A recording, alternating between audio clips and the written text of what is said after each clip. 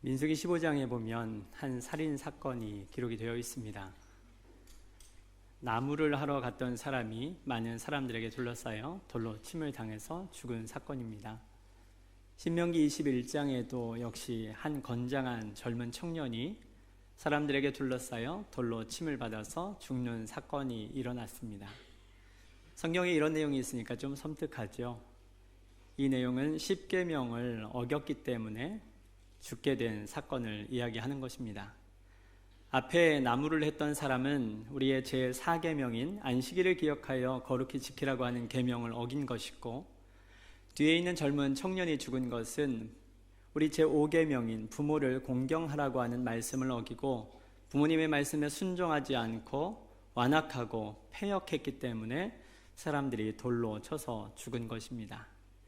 우리가 십계명을 알고 있는데 이 십계명을 지키지 않았을 때 하나님께서 어떻게 하시는지 이 사례 두 가지를 봤는데, 오늘 이 자리에 앉으신 분 중에 마음 불편하실 분도 계실 것 같습니다. 부모님한테 제대로 못하고 온 사람이 있다면 괜찮을까?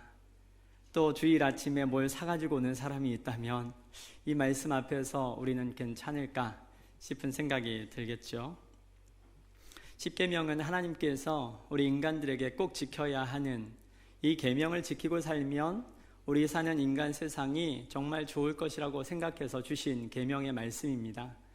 그래서 시내산에서 모세를 통해서 하나님께서 이스라엘 백성들에게 친히 건네주시고 돌비에 기록해서 주신 말씀입니다. 그런데 이 말씀, 맨 처음에 아담과 하와의 에덴 동산에서의 범죄한 이후 사람들은 하나님의 뜻대로 사는 것이 아니라 자기의 생각과 자기의 욕심대로 살기 시작했죠.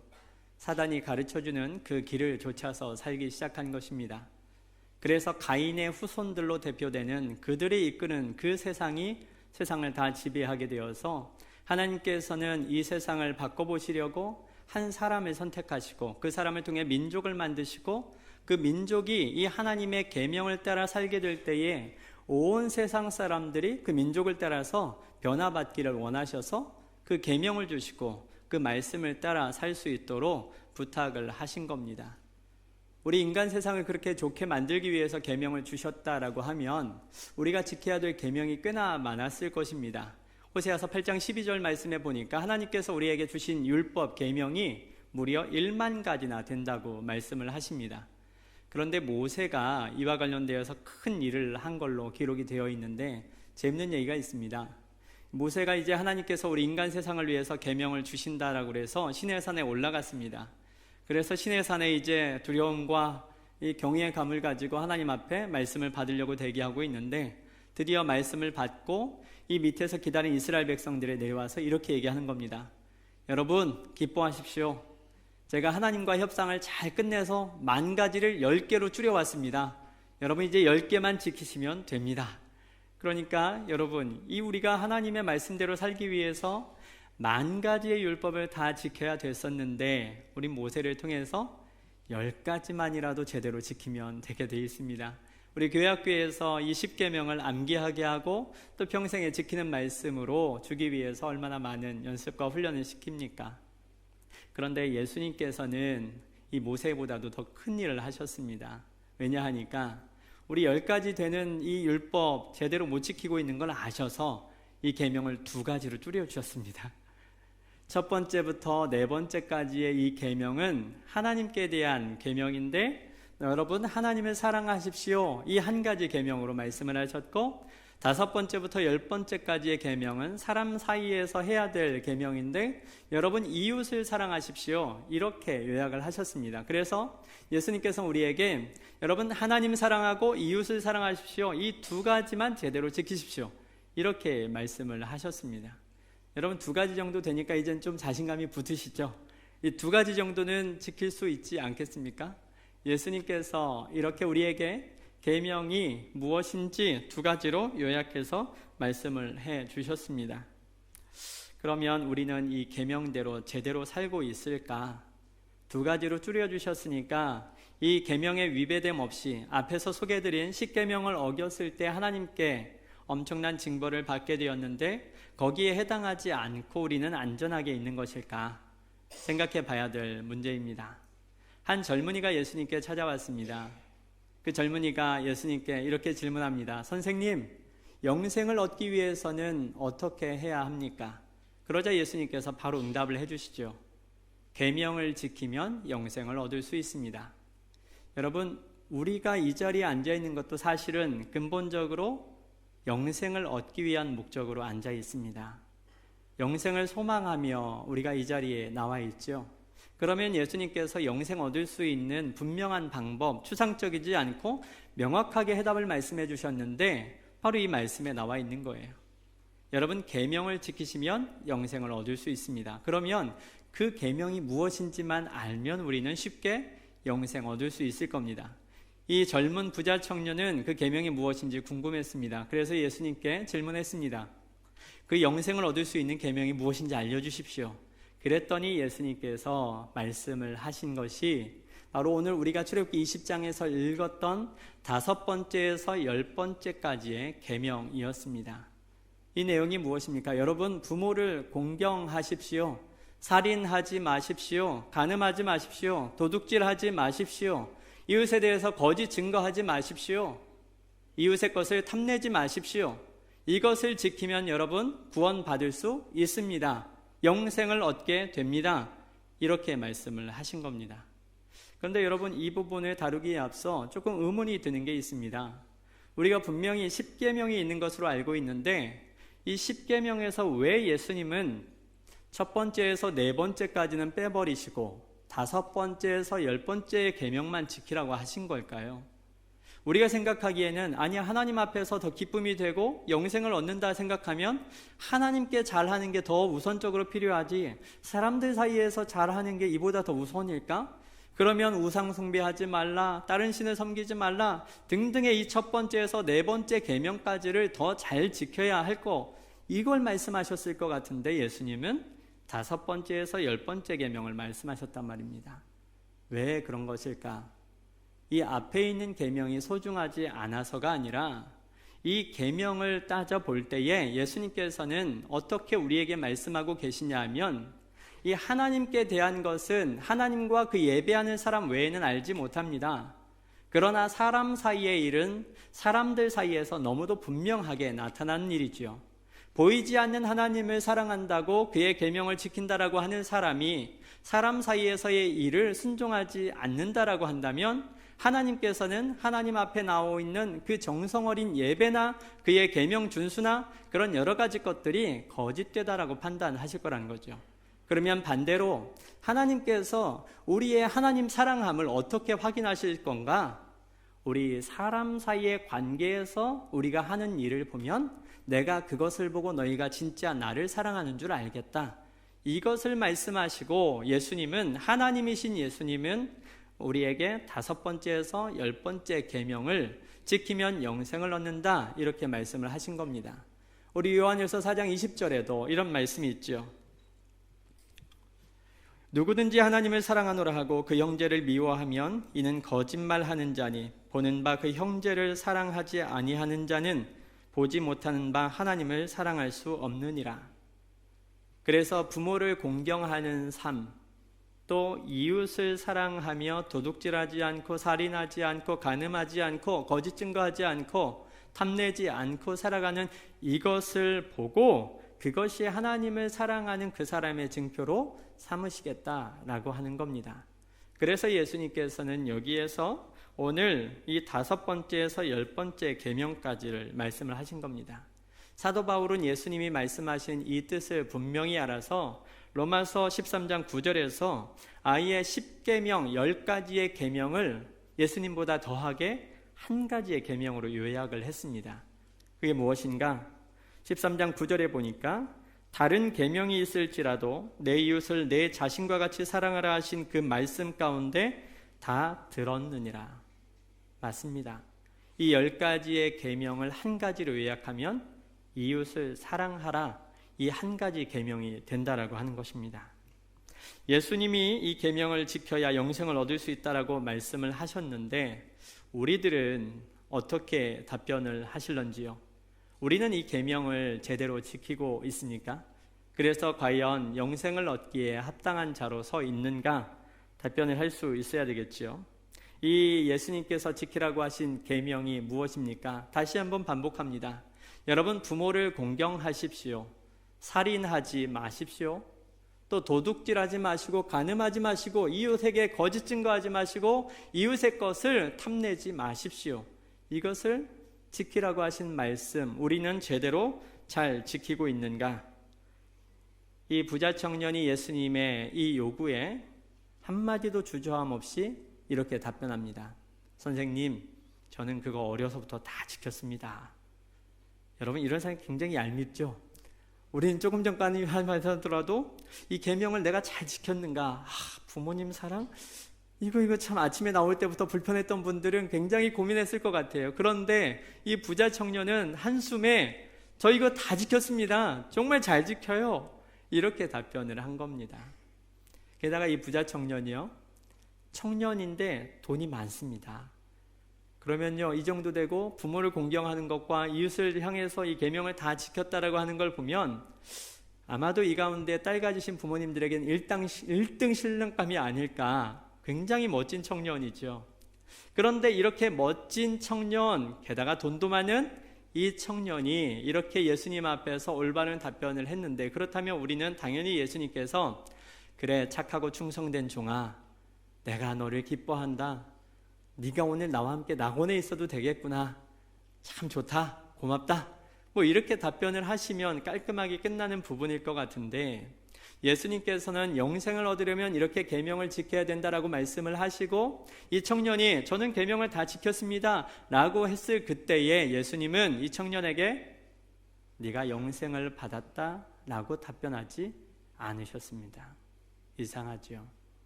그리고 오히려 이 청년이 고민을 하게 되는 질문을 한 가지 던졌습니다. 가서 내 소유를 팔아 가난한 자들에게 주라. 그리하면 하늘에서 보화가 내게 있으리라. 그리고 와서 나를 따르라. 이 부자 청년은 이 예수님의 말씀 앞에 근심하며 돌아갔다라고 되어 있습니다. 그런데 예수님의 이 질문은 그 부자 청년만 근심을 하게 한 것이 아닙니다. 옆에 있었던 예수님의 제자들도 두렵고 근심하게 만들었습니다. 마태복음 4장에 보면 예수님께서 수제자 4명을 부르시는 이야기가 나타나는데, 여기에서 제자들을 불렀을 때에 이 제자들은 예수님을 어떻게 따랐는가? 자기가 업으로 삼고 있는 자기 직장을 다 버리고 예수님만 섬기기로 결심을 했던 사람들입니다. 또 야고보와 요한 같은 사람은 자기의 아버지도 자기의 가족도 다 내려놓고 오직 예수님을 섬기겠다라고 합류했던 사람들입니다. 이렇게 멋진 삶을 살았던, 예수님을 위해서 온 힘을 다해서 봉사하고 섬겼고 여태까지 3년 동안 함께 이렇게 했던 이 예수님의 제자들인데, 갑자기 예수님의 이 말씀을 듣고서는 이 마음 가운데 두려움이 생긴 거죠. 그러니까 제자 중에 누가 이런 말을 합니다. 그렇다면 누가 구원을 얻을 수 있습니까? 그렇죠. 제자들은 예수님을 따를 때 모든 것을 다 포기하고 했는데, 이 예수님의 한 말씀 앞에서 자기들도 이 질문 앞에 답을 온전히 할 수 없음을 깨닫게 된 것이고, 그렇다면 우리도 구원받지 못하겠는데 이 불안한 마음을 드러낸 것입니다. 제자들의 이런 절망적인 답변 앞에 예수님은 알 수 없는 이상한 말씀을 하십니다. 사람으로서는 할 수 없으나 하나님으로서는 다 하실 수 있느니라. 적어도 이 말씀을 제대로 깨닫기 위해서는 이 십계명, 하나님께서 십계명을 우리에게 주셨을 때에 어떤 의미로 주셨는지, 오늘날에 우리가 십계명을 읽을 때에 이해하는 것과 똑같은지 그 의미를 먼저 살필 수 있어야 합니다. 예수님이 이 십계명의 말씀을, 이 십계명을 하나님이 이스라엘 백성들에게 주신 이후에 약 1500여 년 흐른 뒤에 사람들에게 설명을 해 주셨습니다. 마태복음 5장에 보면 하나님께서 이 십계명을 주셨을 때에 이 의미는 바로 이것입니다 라고 몇 가지 샘플로 말씀을 하셨는데, 여러분, 살인하지 말라라고 하는 이 계명을 주신 것은 여러분 중에 오늘날 형제에게 라가라고 욕을 하고 저주하고 비방하고 그렇게 내치는 것과 똑같은 죄악입니다. 이렇게 말씀을 하시지요. 또 이어서 예수님께서는 여러분 간음하지 말라라고 했던 이 십계명의 말씀은 여러분, 음욕을 품고 여자를 바라보는 자마다 이미 마음에 간음을 한 것입니다. 이렇게 말씀을 하십니다. 마가복음 7장에서 또 예수님은 부모를 공경하는 것에 대해서 마땅히 돈을 내어서 섬겨야 되는데 그 돈 부모님께 드려야 될 것이 마침 하나님께 드려야 될 것과 중복됐을 때에 하나님께 드리고 부모님께 드리지 않았다라고 한다면 그건 역시 온당치 못한 행위라고 경고하셨습니다. 여러분, 이것이 예수님께서 하나님이 맨 처음에 십계명을 우리에게 주셨을 때의 의미라고 하는 것이죠. 그러면 이 십계명을 우리는 잘 지키고 있는가? 이 십계명을 우리는 잘 지키고 하나님께 기쁨이 되는가? 아니면 하나님이 네가 계명을 지키지 않았으니까 내가 너를 축복하지 않겠고 저주하겠다, 마치 이렇게 그 앞에 서 있는 것처럼 느끼고 계십니까? 여러분, 오늘날 우리는 십계명 이 문제 앞에 더 복잡하게 서 있습니다. 여러분, 살인하지 말라라고 하는 계명, 나는 절대 안 했어, 괜찮아라고 안심하고 있겠지만 오늘 현대사회가 되면서 낙태가 생겼죠. 또요, 우리 병원 중에 있는 분들 너무도 힘들어 하시니까 안락사가 법으로 제정되기도 합니다. 자살, 이 모든 것들이 하나님이 금하신 살인하지 말라라고 하는 계명에 위배될 수도 있는 거 아닙니까? 여러분, 도둑질하지 말라, 저는 도둑질하지 않습니다 라고 하는데 여러분이 세금을 떼어 먹었다면 도둑질입니다. 영화 파일을 누군가 줘서 집에서 편하게 봤다면 그것도 도둑질이지요. 음악을 들어보라고 편하게 복사해서 주는 거 받아서 들었다, 또 찬양대에서 악보를 복사해서 본다, 다 도둑질입니다. 이게 오늘날에 와서 우리에게 주어진 도전하고 있는 십계명을 잘 지키고 있는가, 괜찮은가, 나는 죄짓지 않고 살고 있는가, 여기에 답변을 해야 되는 위치에 있는 겁니다. 그러면 나는 괜찮은가? 예수님은 부자 청년에게 영생을 얻었구나 라고 답변하지 않으셨습니다. 예수님은 그들에게 재산을 다 팔아 가난한 자에게 주고 나를 따르라고 말씀을 하셨습니다. 무엇 때문일까요? 예수님은 그 부자 청년 마음 가운데 있는 중요한 한 가지를 더 묻고 계신 겁니다. 여러분, 우리 십계명에는 1계명부터 10계명까지 있는데 마지막 10번째 계명은 1계명부터 9계명까지를 요약하는 계명입니다. 앞선 이 계명들은 우리가 외적으로 행동해야 될 것을 말씀을 하시는데 이 마지막 10번째 계명은 이 첫 번째에서 9번째 계명을 지키기 위해서 일어나는 그 모든 마음의 내적으로 결심해야 될 것들을 명령하고 계시는 겁니다. 곧 탐심입니다.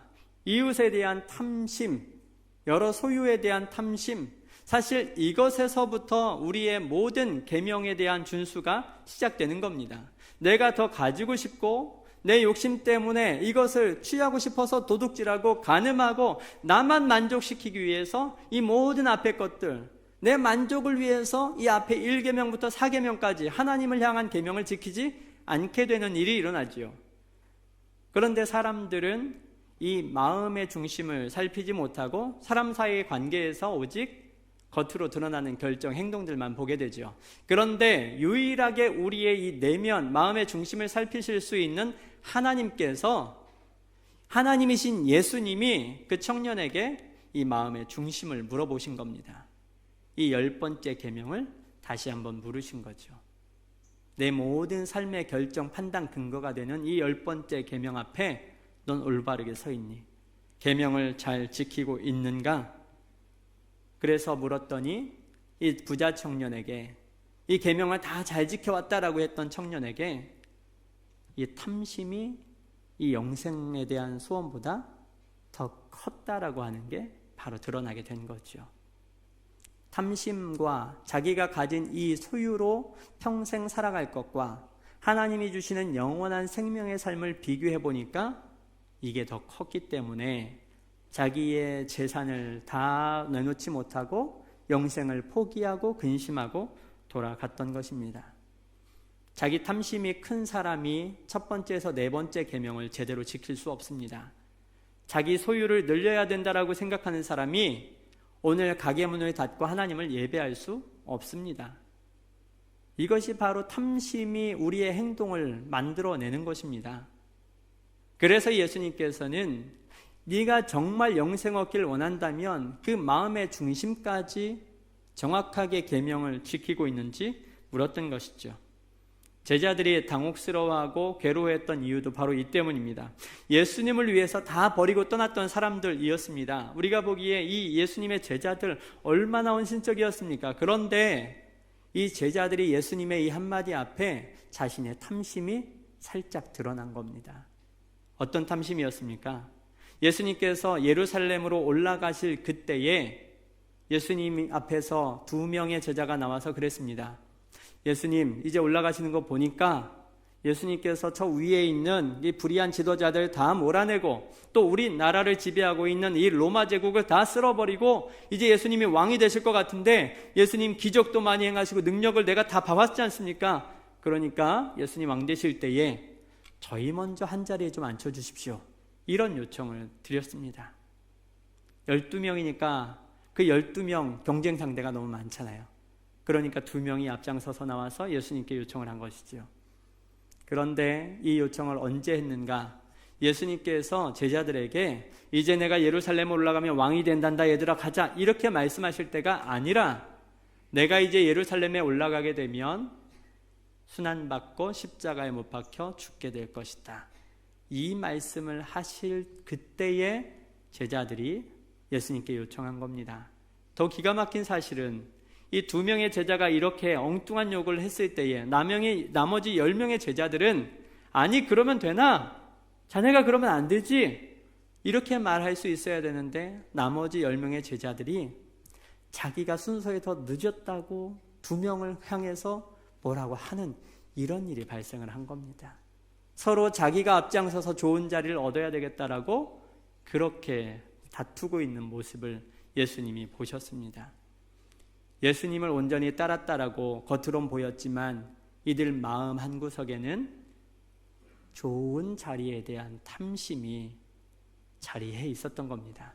그러니까 이 제자들도 두려움과 근심 가운데 있었던 것이죠. 그러면 제자들이 아무도 구원을 얻을 수 없겠다라고 하는 이 맞는 말에 예수님은 사람으로서는 할 수 없으나 하나님으로서는 다 하실 수 있느니라 말씀을 하셨습니다.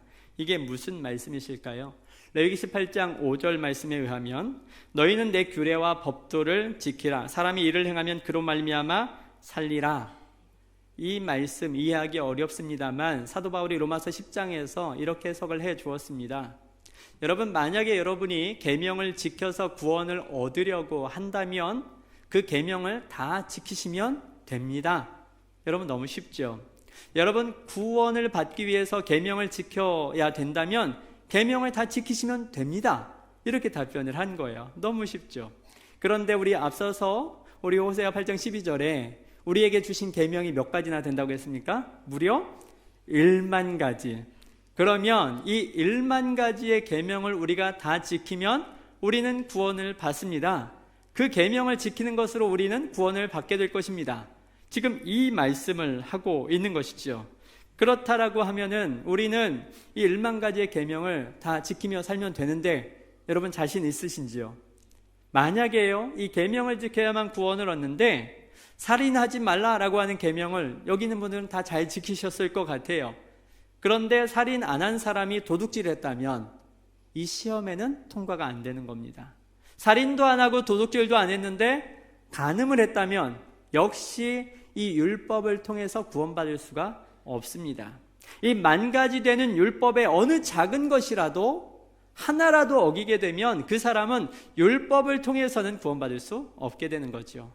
왜냐하면 말씀에 이 율법을 통해서 구원받고자 한다면 율법을 다 지켜야 합니다. 이렇게 말씀하고 있기 때문입니다. 그래서 제자들은 여기에서 좌절감을 느낀 것이지요. 그들 안에 자리 잡고 있는 이 희미한 탐심, 자신의 것을 다 내어놓고 주님을 따르는 것이 불가능함을 깨달았기 때문입니다.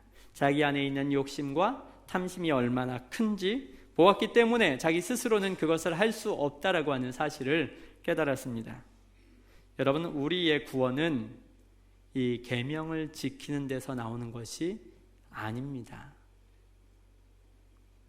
우리는 그렇게 구원받지 않았습니다. 성경은 우리가 이 모든 계명을 다 지킬 만큼 선하고 경건하고 아름답다라고 말씀하지 않습니다. 로마서 3장 23절에 보니까요, 우리 모두는 다 죄를 범하여 하나님의 영광에 이르지 못하는 존재들이라고 성경에서는 선언하고 있습니다. 우리가 율법을 통해서 구원받겠다라고 선언을 하게 된다면 우리는 필연코 시작할 때부터 이미 실패한 싸움을 시작하는 겁니다. 우리 인간들은 에덴 동산에서 이후로 죄로 인하여서 도저히 선하게 살 수 없는 존재들로 판명이 된 거죠. 모든 사람은 죄로 인해서 죽을 수밖에 없는 것이 우리에게 주어진 운명입니다. 예수님께서 마태복음 5장 20절에서 우리가 천국에 가기 위해서는 서기관과 바리새인들의 의보다 더 나아야 된다라고 말씀을 하셨습니다. 여러분, 이 서기관과 바리새인들의 의보다 더 나아야만 천국을 갈 수 있다면 제가 단언컨대 이 가운데도 없고 한국 교회도 없고 우리 전 세계 교회도 없지 않을까 싶습니다. 적어도 이분들보다 기도와 말씀, 금식, 헌금, 이분들이 말씀을 사랑하는 만큼의 그 열정, 그들보다 더한 사람이 있다라고 생각되지 않습니다. 그들은 1원에 1원까지라도 11조를 구별해서 드렸던 사람이고 하나님의 말씀을 어떻게든 더 기억하려고 하고 이 모은 몸의 말씀으로 다 무장을 한 거 아닙니까? 옷뒤에 술을 달아서 말씀을 기억하고자 했고 이마에도 이 손목에도 집안에도 길을 갈 때에도 멈출 때에도 말씀을 또 그래서 이 초등학생 끝나자마자 이 모세오경을 다 외우게 하고 그 정도의 열심을 가졌던 대표적인 경건주의자들이 바로 이 서기관과 바리새인들이었습니다. 그런데 예수님께서 천국을 가고자 한다면 적어도 너희들은 이들의 의보다 더 나아야 된다라고 말씀을 하신 겁니다. 여러분 자신 있으십니까? 여러분이 그동안 열심히 경건을 잘 닦아왔다라고 생각하신 분들 중에 이들보다 더 나은 의를 가질 자신이 있으신지 묻고 싶습니다. 여러분, 예수님께서 이렇게 놀라운 경건의 모습을 한 사람들을 향해서 이렇게 말씀하신 적이 있습니다. 마태복음 5장 20절에 화 있을진저 외식하는 서기관들과 바리새인들이여 너희는 천국문을 사람들 앞에서 닫고 너희도 들어가지 않고 들어가려 하는 자도 들어가지 못하게 하는도다. 여러분, 그러면 난리 난 겁니다. 지금 가장 경건하다라고 추앙받는 서기관들과 바리새인들을 향해서 예수님께서 너희들은 천국에 들어갈 수 없다라고 선언을 하셨다라고 한다면 우리는 그들의 손톱에 때끝마디도 미치지 못하는 저 낮은 수준에 있는 거의 한국 기독교의 이 그리스도인들의 평균 주일에 한 번, 1시간 나와서 예배드리는 그 생활을 하고 있는 게 평균인데 이분들의 삶으로 이분들까지 천국에 들어가지 못했다라고 한다면 우리는 당연히 구원받지 못하는 게 맞는 건 아니겠습니까? 이들의 의와는 비교할 수도 없게끔 우리는 너무도 형편없는 밑바닥을 기고 있는 사람들 아닙니까? 우리는 이 소망 없는 현실 앞에 어떻게 해야 될 것인가? 그 해답을 로마서에서 발견하게 됩니다. 우리는 죽을 수밖에 없어서 이 율법을 통해서 구원받을 수 없는 존재이기 때문에 그러면 우리는 죽어도 되나? 하나님께서 그냥 그렇게 내비두셨는가? 아니요. 하나님께서 어떤 일을 계획하고 실행하셨는지를 보십시오. 오늘 우리가 읽었던 서신서의 말씀 로마서 10장 4절에서 이렇게 말씀합니다. 그리스도는 모든 믿는 자에게 의를 이루기 위하여 율법의 마침이 되시니라. 여러분, 이게 무엇입니까? 우리의 의로움으로는 절대로 율법을 통해서 구원을 받을 수 없는 사람들이었습니다. 그래서 우리는 죽을 수밖에 없었죠. 우리 어느 누구도 이 계명 앞에서 계명을 완벽하게 이루어서 나는 됐어 이렇게 할 사람이 아무도 없었다는 거예요. 그러면 다 죽을 수밖에 없는 거죠. 그런데 하나님께서 그런 우리들을 그래 너희들은 그렇게 못 지키니까 죽어도 되겠다, 죽어야지, 죄의 삭은 사망인데 그렇게 죄를 많이 지었으면 너희들은 죽어야 돼, 이렇게 말씀하신 것이 아니고 하나님이 새로운 한 의를 준비하셨다라고 하는 겁니다. 그게 바로 무엇인가? 예수 그리스도. 우리로서는 절대로 안 되기 때문에 하나님께서 하나님의 새로운 한 의를 준비하셔서 우리로 하여금 그분을 믿고 그분의 속죄함으로 모든 죄가 용서되어서 정결케 되는 사건을 만들어 주셨는데 바로 예수 그리스도라고 하는 겁니다.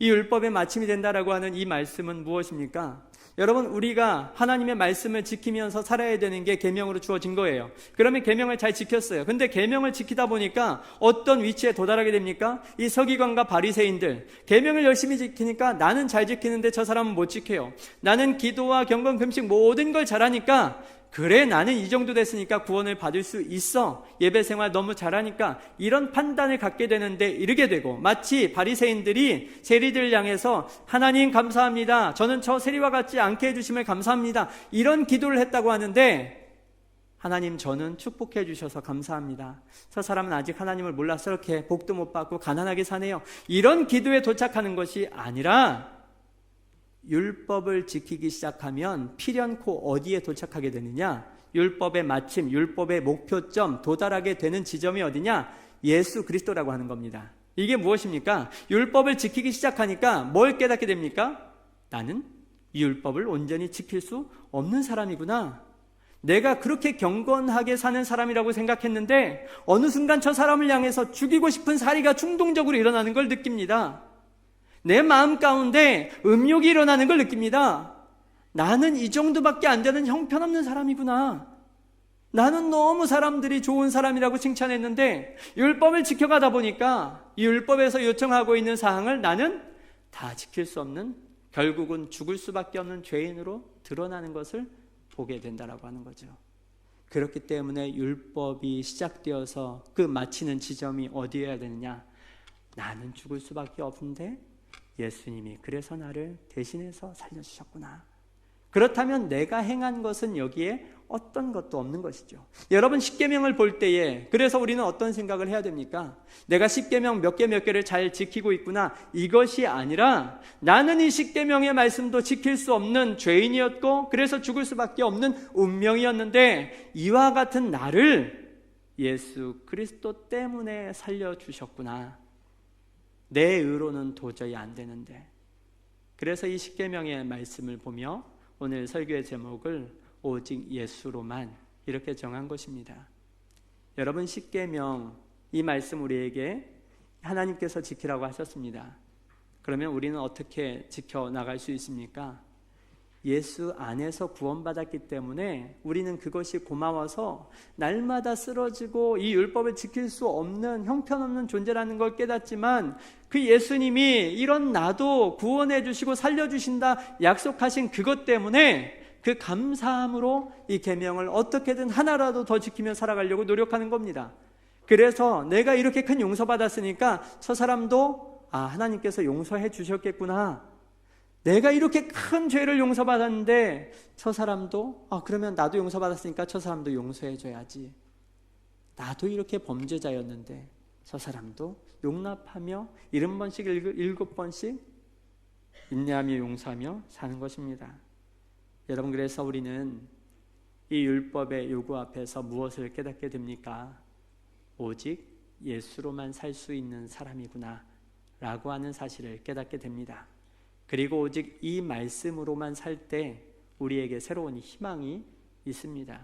예수 아니면 우리로서는 죄로 인해서 멸망할 결과밖에는 없습니다. 지금 우리가 온전한 모습 같지만 우리는 온전히 똘똘 뭉쳐진, 죄로 뭉쳐진 사람에 불과합니다. 그럼에도 불구하고 하나님이 이런 우리를 사랑하시고 구원하신 것입니다. 그것이 예수를 통해서만 이루어진 일입니다. 이 예배당을 나가시는 모든 분들이 오직 예수로만 살겠다 결심하시고 하나님의 기쁨 되시는 분들 되시길 간절히 축원합니다. 우리 같이 기도하겠습니다.